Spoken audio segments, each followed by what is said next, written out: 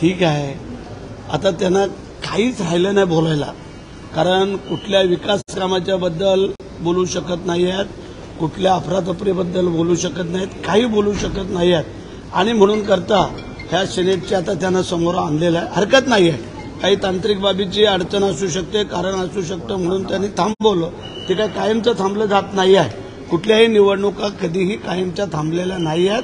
त्याला काही कालांतराने ते घ्यावेच लागतील, त्याप्रमाणे ते घेतल्या जातील. आपल्या सरकारमध्ये नाराजी असल्याचं पाहायला मिळत आहे. स्वतः बच्चू कडू म्हणतायत की माझ्या छातीवर जरी तलवार ठेवली तरी आता मी मंत्रिमंडळात सहभागी होणार नाही असं ते म्हणतायत.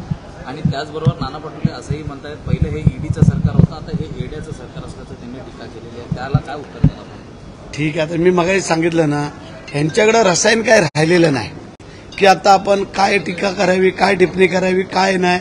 त्याच्यामुळे कारण मुख्यमंत्री, दोन्ही उपमुख्यमंत्री आणि सर्व सरकार अत्यंत चांगल्या प्रकारे काम करतात. हे आपण सगळं पाहत आहे की इर्षावाडीसारख्या एवढ्या दुर्घटनेला परवा 15 ऑगस्टला स्वतः मुख्यमंत्र्यांनी जाऊन तिथल्या सगळी जी काही कंटेनरची घरं होती त्यानंतर सगळ्या बाबी तपासल्या. आम्ही स्वतः होतो तिथं. त्यानंतर तिथं त्यांनी सगळ्यांची बैठक घेऊन सांगितलं की आपल्याला जलद गतीने जागा एक्वायर करून तिथं चांगल्या प्रकारची घरं बांधून त्यांना द्यायची आहेत. 42 कुटुंबांना 42 घरं ही पक्की बांधून देण्याचं ठरलेलं आहे आणि सिडकोकडे त्यांची जबाबदारी सोपवलेली आहे आणि 6 महिन्याच्या आत ती घरं त्यांची बांधली जातील.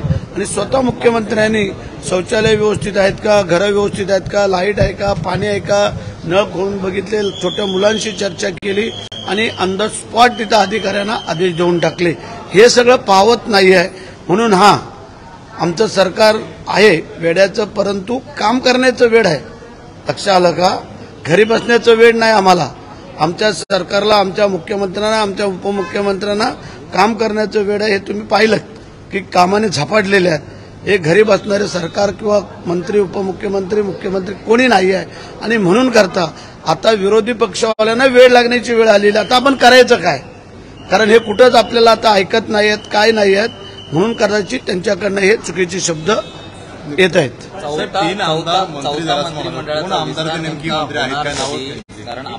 चौथ्या आत्ता जो काही विस्तार होईल त्याच्यामध्ये निश्चितच व्यवस्थित विस्तार होणार आहे. काही कारणास्तव जो काय थांबलेला आहे आणि जी काय आपण तुम्ही लोकांनी चर्चा करताय त्याचा विपर्यास केला जातोय तसं काही नाही आहे. तसं असतं तर आम्ही दोघेही इथे मंत्रालयात आलोच नसतो. आम्ही नाराज असतो किंवा काय असतो, ठीक आहे ना. काही गोष्टी ज्या आहेत सबरी का फल मिठा होत आहे त्याप्रमाणे आम्ही चाललोय. पण आमचे मुख्यमंत्री, उपमुख्यमंत्री त्याची निश्चित दखल घेतील असं आम्हाला वाटतं.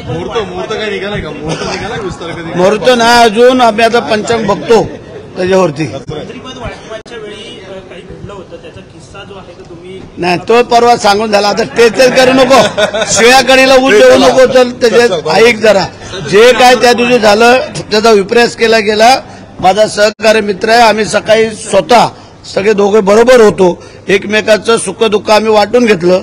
मुख्यमंत्र्यांनी त्याच्यात आमच्यात सहभागी घेतला, आम्हाला समजवलं आणि आम्ही समजलो. असं काही नाही आहे ना. मी त्या दिवशी बोललो ना, एक भाकरी होती ती अर्धी केली, अर्धीची चौतकोर केली.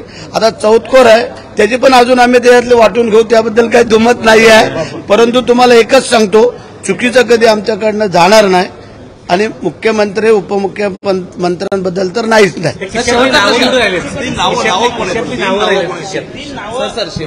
योग्य वेळ आल्यानंतर ते पण सांगू, काळजी करू नका. आणि जे आम्ही बोललोय ते हे बघा, कधी कधी जेव्हा काही कारण असतात त्यावेळेला काही शब्द घेत झाले जातात, परंतु चुकीचं नाही. कर्नाटकमध्ये शिवाजी महाराजांचा पुतळा जो आहे तो हटवण्यात आलेला आहे. मोठा गोंधळ त्या ठिकाणी पाहायला मिळतो.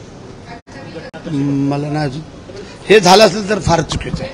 शिवाजी महाराज आपल्याला माहिती आहे, पूर्ण कर्नाटक, आंध्र प्रदेश तिथपर्यंत राजांनी धडक दिली होती. आणि राजांनी जी काय धडक दिली होती ती तुम्हाला सगळ्यांना माहिती आहे, हिंदवी स्वराज्यासाठी दिली होती, इतर कुठल्या बाबीसाठी काही दिलेली नव्हती. आणि जर ते सरकारने हटवलं असेल तर मग दुर्दैवाची बाब म्हणावी लागेल आणि त्याचं प्रायश्चित त्या सरकारला भोगावं लागेल. असं आम्हाला वाटतं. विरोधक एका पाठोपाठ एक सभा आता घेत आहेत. चांगली बाब आहे. 27 तारखेला हिंगोलीला उद्धव ठाकरेंची देखील सभा होणार आहे. आपापल्या मतदारसंघात देखील आता इंडियाकडनं कुठेतरी पक्षमांडणी केली जात आहे.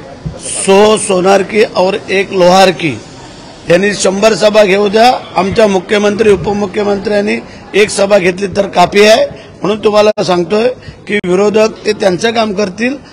आपले मुख्यमंत्री उपमुख्यमंत्री सांगतायत आम्ही विकासाच्या कामाने त्यांना जबाब देऊ आणि त्याप्रमाणे 100 सोनार की 1 लोहार की. चल